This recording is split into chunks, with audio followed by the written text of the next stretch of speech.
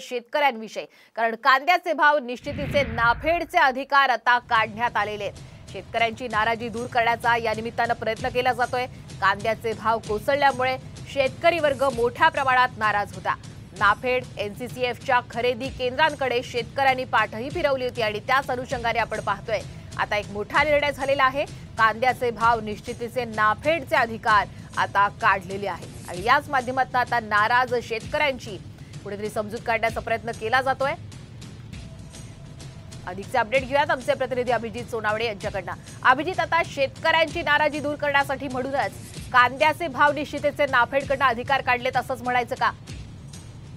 खरं तर वारंवार शेतकऱ्यांकडून नाफेड करून जी कांदा खरेदी केली जाते त्यावर नाराजी व्यक्त केली जात असते। कारण कृषी उत्पन्न बाजार समित्यांमध्ये मिळणारा कांद्याचा भाव आणि नाफेडचा भाव याच्यामध्ये फरक असतो। शिवाय नाफेड कांदा खरेदी करताना त्यामध्ये मोठ्या प्रमाणात अटी आणि शर्ती देखील लावल्या जातात।